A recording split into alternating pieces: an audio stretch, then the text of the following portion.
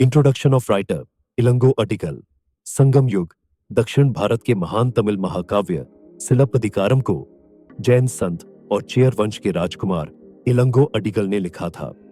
यह स्टोरी तमिल साहित्य का अनमोल रत्न है जो न्याय, प्रेम, कर्म और समाज में धर्म की महत्वपूर्ण भूमिका को दर्शाता है और यह 3 प्रमुख चैप्टर्स में विभाजित है: पुहार, मदुरई और वांची। आज हम इस महाकाव्य की पूरी कहानी और इसके मुख्य पात्रों को विस्तार से जानेंगे। चैप्टर 1 पुहार पंपुहर। कहानी की शुरुआत होती है पुहार से। कोवलन एक धनी व्यापारी परिवार का पुत्र था और उसका विवाह कन्नगी से हुआ। कन्नगी गुणवान और समर्पित पत्नी थी। दोनों का जीवन सुखमय था, लेकिन उनकी खुशियों को ग्रहण तब लगा जब कोवलन की मुलाकात माधवी से हुई। माधवी पुहार की प्रसिद्ध नर्तकी और कवयित्री थीं। उनकी कला और सौंदर्य ने कोवलन को आकर्षित किया। वह माधवी के प्रेम में पड़ गए और अपना अधिकांश समय और धन माधवी पर खर्च करने लगे। धीरे धीरे कोवलन का परिवार और व्यापारिक स्थिति खराब हो गई। समय बीतने के साथ कोवलन को एहसास हुआ कि माधवी का प्रेम सच्चा नहीं था। वह एक गलतफहमी की वजह से माधवी से अलग हो गए। इस घटना के बाद कोवलन को अपने जीवन की गलतियों का एहसास हुआ और उन्होंने अपनी पत्नी कन्नगी के पास लौटने का फैसला किया। कन्नगी ने अपने पति को माफ कर दिया और दोनों ने एक नई शुरुआत करने का निर्णय लिया। वे पुहार छोड़कर मदुरई चले गए, जो पांड्य साम्राज्य की राजधानी थी। कन्नगी ने कोवलन को अपनी एंकलेट सिलप्पू दी ताकि इसे बेचकर वे अपनी नई जिंदगी की शुरुआत कर सके। चैप्टर 2 मदुरई। मदुरई पहुंचने के बाद कोवलन ने एक सुनार से संपर्क किया और एंकलेट बेचने की कोशिश की, लेकिन वह सुनार धोखेबाज था। उसने राजा नेडुंजेलियन से शिकायत की कि यह एंकलेट रानी की चुराई हुई है, जबकि रानी का एंकलेट उस सोनार ने ही चुराया था। बस वो अपने सिर से चोरी का इल्जाम हटाना चाहता था, इसलिए सोनार ने राजा से झूठ बोला और कोवलन को फंसा दिया। राजा ने बिना जांच किए कोवलन को दोषी ठहराया और उन्हें मृत्युदंड दे दिया। जब कन्नगी को इस अन्याय का पता चला तो वह राजा के दरबार में गई। कन्नगी ने अपनी दूसरी एंकलेट पेशकर कोवलन की बेगुनाही साबित की। रानी के एंकलेट में मोती थे, जबकि कन्नगी के एंकलेट में डायमंड्स थे। अपनी गलती का एहसास होते ही राजा ने आत्मग्लानि में अपने प्राण त्याग दिए और रानी से यह देखा नहीं गया और उसने अपने भी प्राण त्याग दिए। अपने पति की मृत्यु से आहत कन्नगी ने मदुरई नगरी को श्राप दिया और उनका क्रोध इतना प्रचंड था कि पूरी नगरी जलकर राख हो गई।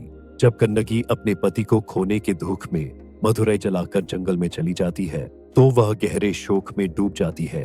वह लगातार रोती है और सोचती है कि उनके पति को इतनी बड़ी सजा क्यों मिली। इसी समय गौरी देवी मीनाक्षी उनके सामने प्रकट होती है। कोवलन के पूर्व जन्म का रहस्य गौरी देवी कन्नगी को सांत्वना देती है और कोवलन के दुखद भाग्य का कारण बताती है। कोवलन ने अपने पिछले जन्म में एक व्यापारी के रूप में कुछ गलतियां की थीं। उनके कर्मों का परिणाम यह हुआ कि उन्हें इस जन्म में दुख सहना पड़ा।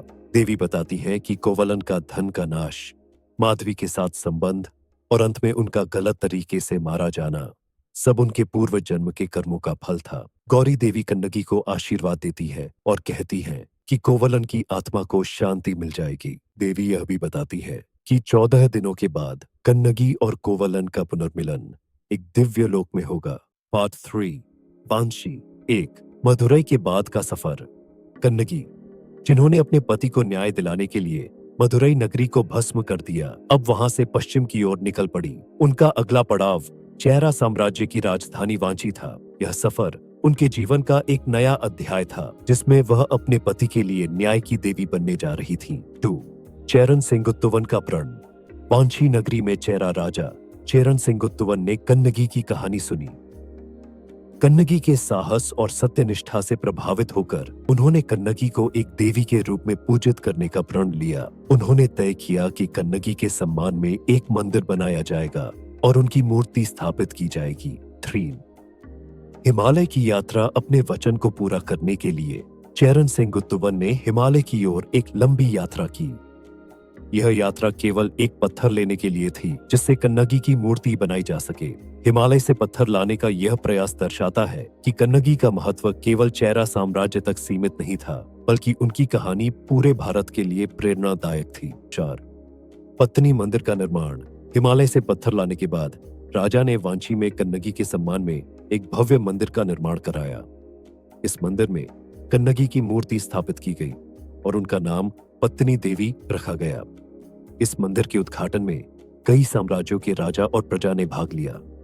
यह आयोजन दिखाता है कि कन्नगी की सत्यनिष्ठा और न्याय के प्रति उनका समर्पण कितना व्यापक था। 5.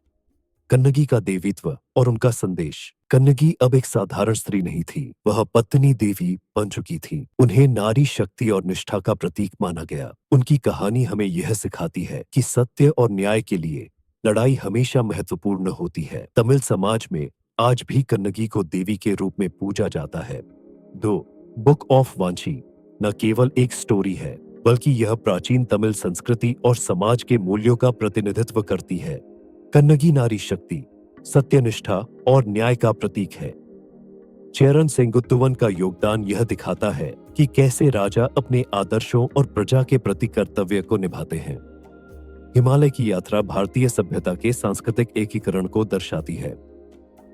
दोस्तों, चलप्पथिकारम और विशेष रूप से द बुक ऑफ वांची हमें जीवन के गहरे सबक सिखाते हैं। यह कहानी हमें याद दिलाती है कि सत्य और न्याय के लिए लड़ने वाला कभी हारता नहीं। अगर आपको यह वीडियो पसंद आया हो तो इसे लाइक करें, शेयर करें और हमारे चैनल क्यूरियस मिथ को सब्सक्राइब करें।